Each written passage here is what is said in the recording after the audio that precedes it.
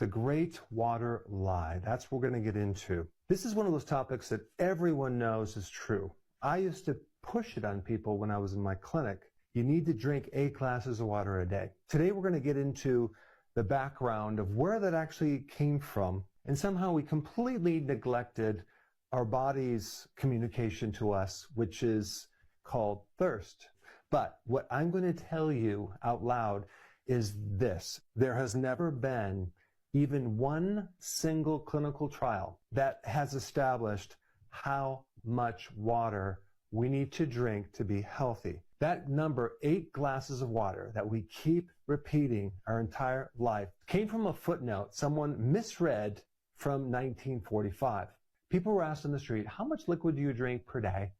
And based on that one survey, it came out to 8 glasses of water, and that has become our mantra. In 1945, the Food and Nutrition Board of the National Research Council published a set of dietary guidelines. And buried in this document was one short paragraph about water. It said this: a suitable allowance of water for adults is 2.5 liters per day. So if you stop reading right there, you probably think, okay, well, it's roughly about 8 glasses of water, case closed. But the very next sentence said, most of the quantity is contained in prepared foods. Apparently, no one really read that next sentence, and that changes everything. Because if we do the math on that, an average person gets roughly between 700 milliliters to 1 liter of fluid from their daily food. And of course, if you're eating more fruits or vegetables, you're going to get more liquid. An apple, by the way, is 86% water. A steak is 60% water. A cucumber is 95% water. And on top of that, your body actually can make a certain amount of water. It's called metabolic water. We're possibly generating over 1 liter of fluid every single day. And of course, there's a lot of other variables that are never calculated in that. For example, how much someone weighs. So does a person of 300 pounds versus 100 pounds consume the same amount of liquid?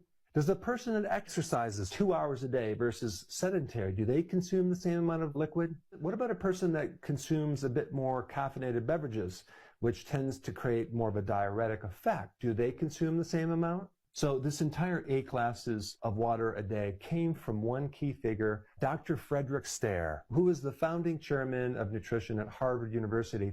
And he did say you can include coffee and tea and milk and even beer. Then in 2002, a kidney specialist named Dr. Heinz Bolton did something nobody has ever bothered to do. He went looking for the actual clinical evidence, and he published a thorough review, and it was this: no scientific studies were found to support the 8 glasses per day rule. What he found was the surveys. I mean, it's really bizarre to me that the entire world is following this without really even knowing where it came from. And this happens with many different areas of health. I remember long ago doing a live show, and a nutritionist called in, and I was talking about this topic, and she just let me have it.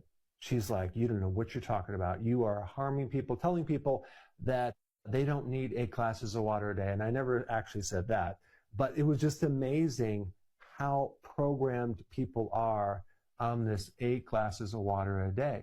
Because what this 8 glasses of water a day turned into is you need to drink before you're thirsty. Because by the time you are dehydrated, it's too late.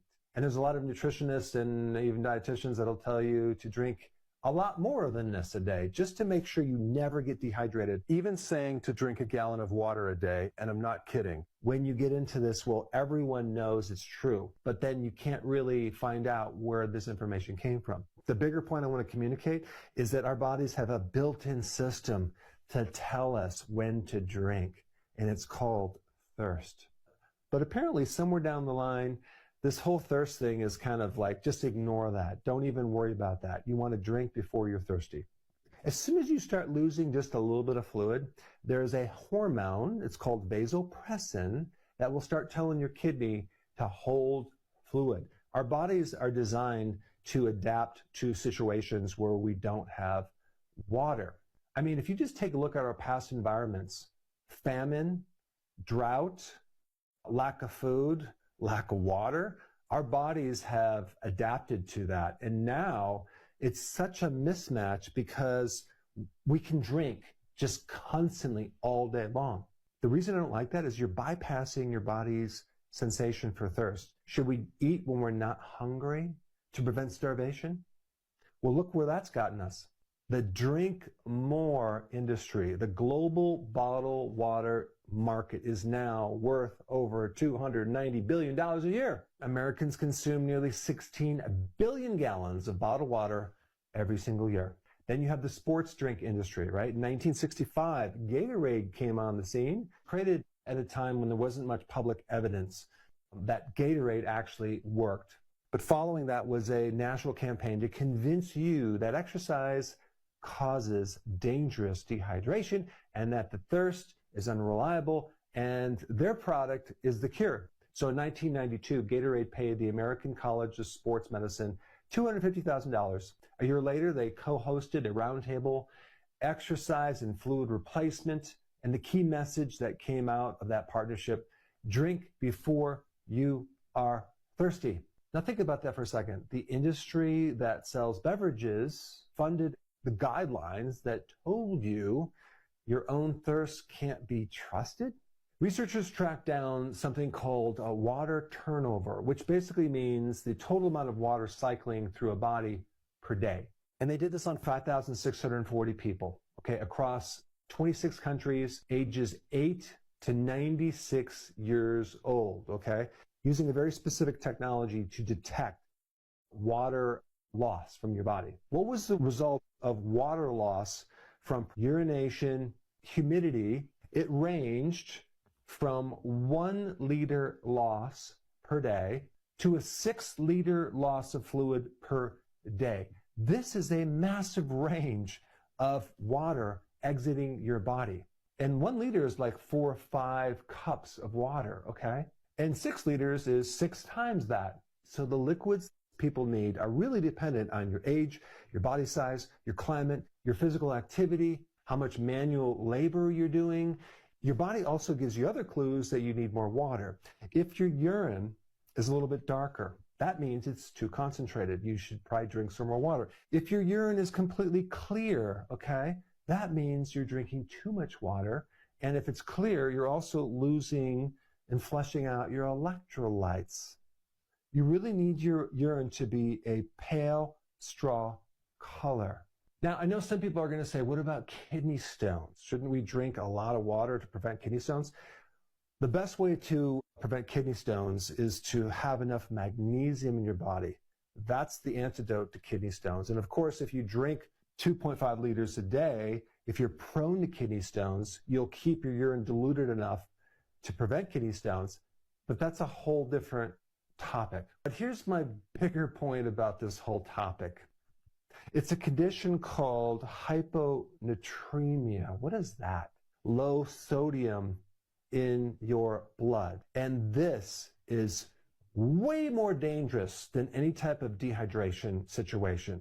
In 2007, a 28-year-old mother of 3 named Jennifer Strange entered a radio contest in Sacramento. She drank nearly 2 gallons in 3 hours, and a listener called in to warn the station that she could die from water intoxication. Jennifer died the same day. In 2005, a study from Boston Marathon found that 13% of finishers had hyponatremia. Researchers now show that every year more athletes are injured from overhydration than dehydration. I want to just touch on the quality of water that people drink as well. In city water, they use chlorine and other chemicals. In fact, there are over 600 chemical byproducts in city water, unfortunately. But the EPA only regulates 9. So you absolutely, positively must get some type of water filter if you have city water, and do not drink just regular tap water. Then you have water softeners, right, where they're taking out calcium and magnesium out of the hard water, like well water. which, by the way, they found that people that drink well water or spring water that has more magnesium in it, it lowers your risk of heart attacks. But soft water doesn't do that. In fact, long ago, we got a lot of our magnesium from the hard water, from the streams and from wells and things like that. So I am not against water. I am against forcing yourself to drink water when you're not thirsty. And since we're on the topic of water, there's a fascinating video I did on alkaline water, which is supposed to be good for you. But to get the truth of that, watch this video right here. Check it out.